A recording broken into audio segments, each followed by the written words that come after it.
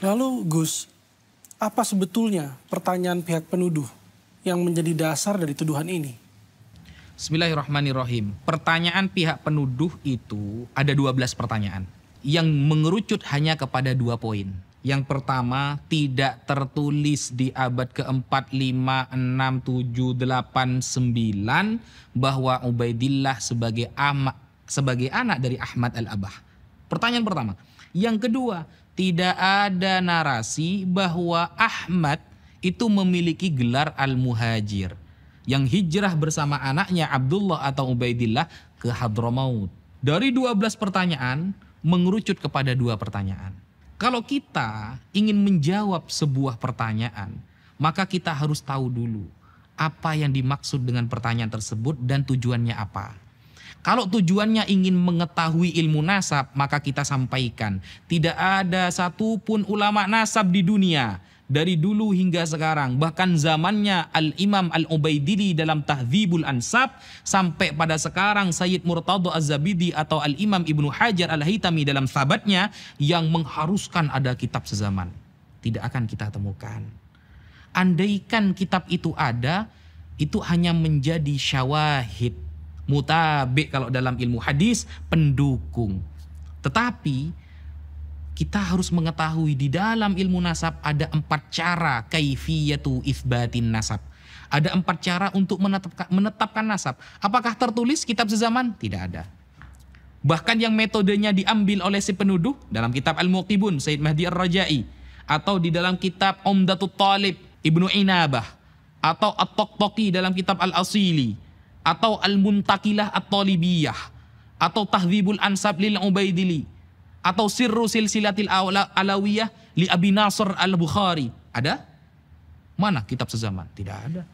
Makanya di dalam kitab Sirru Silsilatil Alawiyah yang beliau Abu Nasr Al-Bukhari wafat di akhir abad keempat, ketika ada seorang yang mengaku-ngaku sebagai zuriyah Rasulullah, ditanyakan, "A anta min Husaini, am min Hasani, am min Abbasi, am min Muhammadi?" Oke, kamu mengaku zuriyah Rasulullah. Kamu dari jalur mana? Husain, Hasan, Muhammadi, Muhammad Al-Hanafiyah. Karena Sayyidina Ali pernah menikah dengan selain Sayyidah Fatimah, punya anak namanya Muhammad bin Al-Hanafiyah. Atau Abbasi, dari Abbas. Kemudian seorang ini mengaku, "Ana min Husaini." Saya dari Husain. Akan ada pertanyaan lagi. Fa Husain falahu aulad. Husain memiliki beberapa anak. Kamu dari jalur mana? Ana Ali Zainal Abidin. Terus ditanyakan seperti itu. Sampai pada ayahnya nanti. Ketika dia bisa mengkonfirmasi dengan jelas, maka nasabnya tersambung kepada Rasulullah. Adakah ulama dulu kalau bertanya, kitab sezamannya mana? Adakah kitab sezaman? Kalau tidak ada, batal nasabnya? Tidak ada. Sampai Dajjal keluar 2 kali gak ada. Gitu.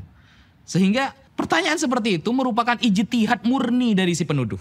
Andaikan ada, itu menjadi syawahid, pendukung. Tapi kaifiyatu itsbatin nasab, cara penetapan nasab yang disampaikan oleh para ulama ada 4. 1. Ayyura khattun nasabah mautsukun bihi yu'rafu khattuhu wa yatahaqqaquhu. Ada tulisan ahli nasab yang mungkin mengkonfirmasi bahwa dia nasabnya sambung kepada Rasulullah. Selesai. Dan 4 ini kata para ulama adalah turuk, jamak dari torik, bukan syarat. Kalau syarat 1 hilang, hilang semua. Tapi kalau turuk, torik, 1 kena, maka kena semua. Nah, 1, tulisan ahli nasab. 2, ada bayyinah syar'iyah. 2 orang saksi yang faham nasab menetapkan nasabnya dia. Selesai. 3, pengakuan seorang ayah. 4, syuhrah wal istifadah. Manapun yang kena, kena 1. Selesai sebenarnya saudara. 1, ada tulisan ahli nasab. Sayyid Murtadha Az-Zabidi ahli nasab. Imam Ibnu Hajar Al-Haytami disebutkan dalam Tabaqatun Nasabin. Ibnu Zaid mengatakan Ibnu Hajar ahli nasab. Karena nasab ini kan ada yang menyangsikan bahwa Ibnu Hajar itu bukan ahli nasab. Buktinya tidak punya kitab nasab. Apakah ahli nasab harus punya kitab nasab? Kalau ahli nasab harus punya kitab nasab, maka banyak ahli nasab yang dibatalkan juga. Bukan nasabnya orang lain juga nanti yang dibatalkan. Bahkan ahli nasabnya juga dibatalkan. Karena tidak ada syarat ahli nasab itu harus punya kitab nasab. Imam Ibnu Hajar itu orang al-faqih. Sedangkan nasab nubdatun min ilmil fiqh. Imam Ibnu Hajar ahli fikih, sedangkan nasab cuma 1 cuil dari ilmu fikih. Jadi wajar ketika beliau dikatakan beliau adalah ahli nasab. Nah, sehingga banyak para ulama nasab ini, nasabah ini, yang mengakui kepada Saddah Ba'alawi. Bahkan Syekh Yusuf An-Nabhani mengatakan, wa qad ajma'atil ummah. Sudah sepakat umat bahwa Sadah Ba'alawi adalah keturunan Rasulullah Sallallahu Alaihi Wasallam. Makanya saya selalu menarasikan, sebutkan satu saja ulama ahlu sunnah wal jamaah yang terkemuka, yang kitabnya dikaji oleh orang seluruh dunia, yang membatalkan nasab Ba'alawi. Saya tunggu sampai Dajjal keluar 2 kali, tidak akan ada. Karena kalau saya bilang saya tunggu sampai ulang tahun, saya sudah ulang tahun kemarin 29 Juni, sudah selesai. Mungkin ya itu.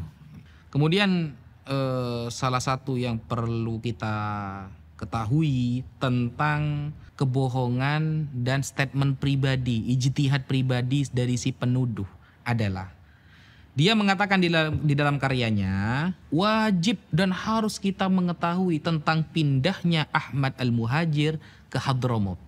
Karena kalau ini tidak kita ketahui, maka rusak nasabnya. Ini sebenarnya agak nyambung. Kenapa saya katakan tidak nyambung? Karena kalau kita baca di dalam Tahdzibul Ansab, Umdatut Thalib, kemudian Al-Umri dalam kitabnya Al-Majdi dan lain sebagainya, para ulama ada yang mengatakan, ulama nasab ya tentunya ya, wajib mengetahui perpindahan orang ini dari suatu kota ke kota. Ada. Kalau memang mau membahas perpindahan orang-orang yang pindah dari satu tempat ke tempat yang lain, ya baca kitab Al-Muntaqilah, Thalibiyah. Kalau memang kitab-kitab yang lain kayak Tahdzibul Ansab, Al-Majdi, kemudian Umdatut Thalib, Sirru Silsilatil Alawiyah, ya ada pembahasan pindahnya satu orang dari satu tempat ke tempat yang lain.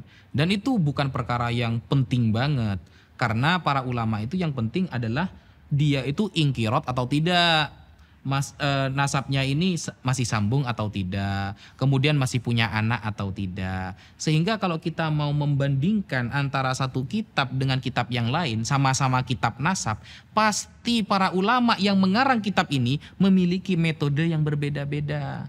Ada yang khusus menyebutkan orang-orang yang berpindah, ada kitab yang menyebutkan orang-orang yang tidak ingkirot nasabnya, masih memiliki keturunan yang terkenal saja, yang tidak terkenal tidak dia tulis.